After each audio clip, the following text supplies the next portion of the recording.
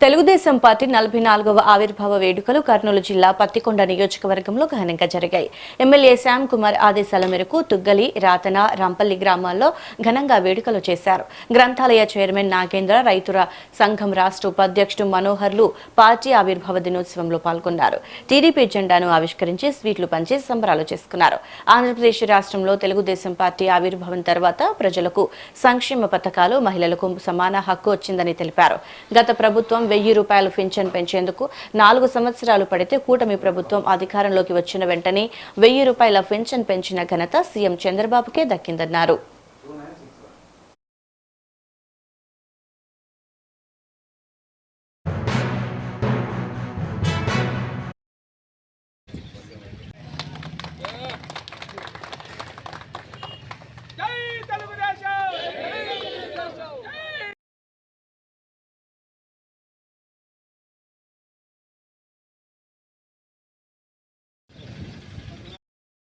Telugu Desam party ఆవిర్భావంకు ముందు Congress party అరాచకాలు, అకృత్యాలు, దౌర్జన్యాలు, దమనకాండలు, హత్యా రాజకీయాలు, మరి అవినీతి అక్రమాలతో కుట్టుమిట్టాడుతున్నటువంటి తరుణంలో ఎన్టీ రామారావు గారు పార్టీ పెట్టి తెలుగుదేశం పార్టీ ప్రపంచాన్ని రాష్ట్ర వ్యాప్తంగా వ్యాపించి రాష్ట్ర వ్యాప్తంగా అఖండమైనటువంటి మెజారిటీతో గెలిచి ముఖ్యమంత్రిగా ప్రమాణ స్వీకారం చేసిన వెంటనే ముఖ్యమంత్రి గారు ఎన్టీ రామారావు గారు 2 రూపాయల కిలో బియ్యం తీసుకొచ్చిన సంగతి మీ అందరికీ బాగా తెలుసు.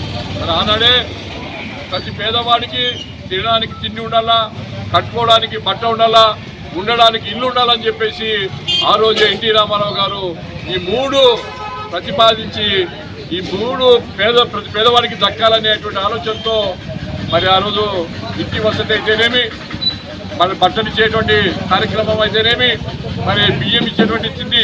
తెలుగుదేశం పార్టీ ఆవిర్భావంకు ముందు కాంగ్రెస్ పార్టీ అరాచకాలు,